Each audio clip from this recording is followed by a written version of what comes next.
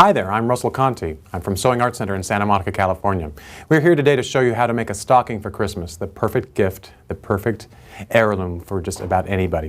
We want to show you how to do it the right way the first time and make it really easy on you so you can whip out hundreds of them and still look like you're fabulous.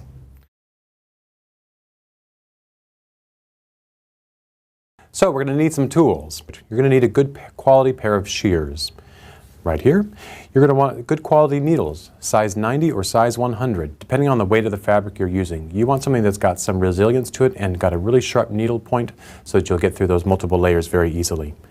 We're also going to use polyester thread, okay, and a good quality polyester so it's resilient. That way we can trim our seam allowances down really small and get away with things that we wouldn't normally get away with.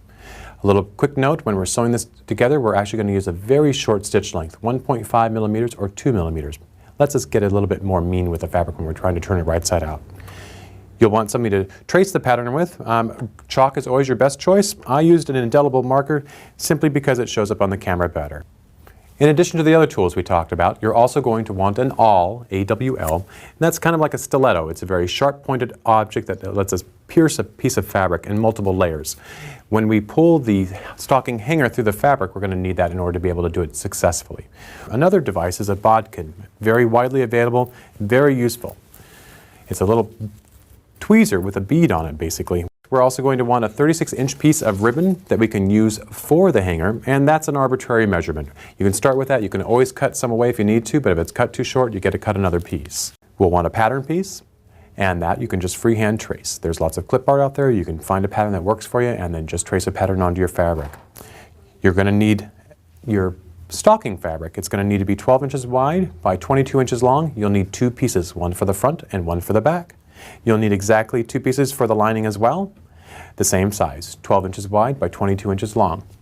Then we're going to need the filler, the batting, whatever we want to use. You can use felt as well for the stocking so that we give it a little bit more loft. That's going to be two pieces as well, 12 inches wide by 22 inches long.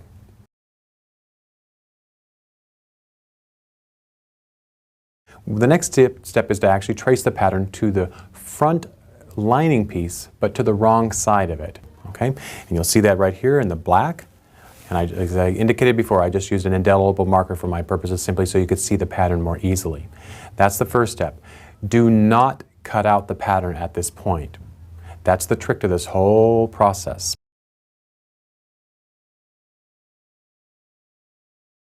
Now the next step is to take our cut pieces of fabric and lay them in the appropriate order. It's important that we do this, that way we can actually sew the linings, the batting, and the stocking pieces all together at the same time and then pull it right side out. So the first piece that's going to go on the table is just the batting. You'll notice that I've labeled it so you can see that. The next step is to take the stocking, the back of it, and place it face up on top of the batting. We're going to take the front of the stocking and place it face down. The next one is another piece of batting. That's the filler that's going to be between the pieces. We then have a lining piece, and that's the back of the lining face up, and then we're going to have the front of the lining face down. The front of the lining is the piece that we've actually transferred the pattern itself to so that we can actually create our pattern.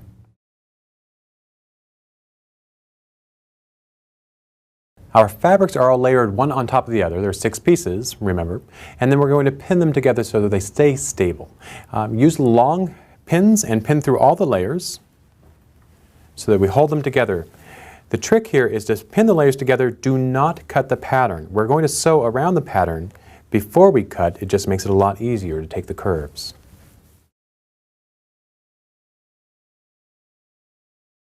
And the next part is sewing. In my case, I've done this with an indelible marker, so I want to make certain that I sew ever so slightly inside of that black line so that doesn't end up bleeding through the front of my stocking. Now there's a couple things I want to point out to you. Don't be surprised if you get a couple of puckers and buckles as you're sewing along. It won't show up on the front of the fabric. So for those of you who are really fine sewers and get really scared about those things, don't worry, it's not going to show up.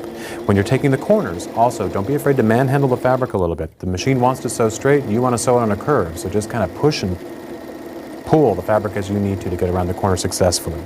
If you don't follow the lines pristinely, don't worry about that either. It's going to be a stocking, it's going to be fabulous. So the pins are there just to hold it in place. If the pins get in your way, don't be afraid to move them out of the way. The last thing we want to do is sew over the pins while we're going. So if you start to get little puckers or creases, pull the pin and then readjust the fabric so it doesn't fight you.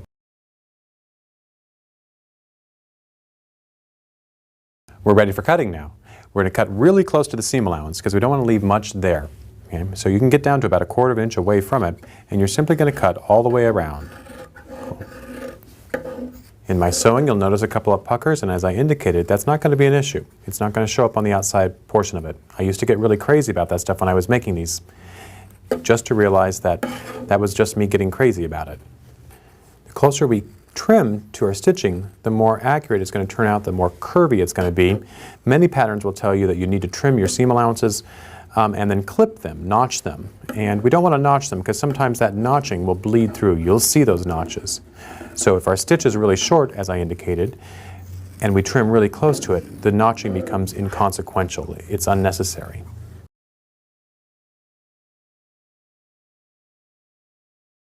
And our next step is to turn it right side out. Okay, we're going to take from the stocking front and the stocking back, in our case the reds, and we're going to reach through and just pull the whole stocking through.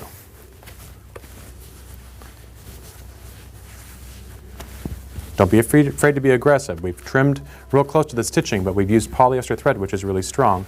We've also used a really short stitch length so that it won't give us any trouble. And then we're just going to shove the toe out. We're going to push through on the heel to get a nice rounded shape. And there's our stocking. Now on the inside, a little bit hard to see in the camera because we've got the batting in there, but here's the stocking, here's the batting, here's the lining, and then there's the lining as well. So we can get all the way through. All the seams are captured. There's no raw seams. You can't pull that lining out. Then we're just going to trim the top up real quickly to get it a little bit cleaner edge. You could finish the upper edge if you'd like to, just by straight stitching around it, or you can use a binding finish on it if you're really that clever, but quite frankly, it's unnecessary. What we're going to do is we're going to fold it over just a little bit to cover up that raw edge. Then we're going to create our cuff just by folding it down as deep as you'd like it to be. There's no right or wrong to this, just what looks good to your eye. And if you wanted to, you could also give it a nice press at the iron. Now we need to put the stocking hanger on it, and we're going to use the ribbon for that. We're also going to use our awl. And what we're going to do at the back of the cuff, we're going to place a little hole using the awl. Where we want that hanger to be, we're going to lift up and we're going to poke through all layers of fabric, creating a little hole there for the ribbon to pull through that's going to act as our hanger. Great. Pull some tension on it and kind of circle around that hole to create a little bit larger opening so that we can pull the ribbon through easily. What we're going to take is the ribbon half the distance. We're going to use the bodkin and place the bodkin in the center point. Take the bead on the bodkin and clamp it down so that it holds the ribbon in place. Now we're going to put this end through the hole and pull the ribbon up through as well. Once we've done that, release the bead that releases the bodkin, and we're just about done. We're going to find out how long we want that hanger to be, and I tend to like them a little bit longer. So I'm going to reach back through and I'm just going to tie a knot at the base of the ribbon where I want it to hang. That's going to create the resistance so that the stocking stays in place. So we're going to tie right there, and then we just pull right there,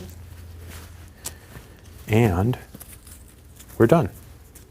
You can leave the ribbon hanging here if you wanted to. You put some bells on the end of it. It makes it a little bit more interesting that way. Alternately, you can simply cut it off close to the knot and hide that entirely. And in no time at all, your stocking's done. So if you have any questions about this at all, don't be afraid to give us a call.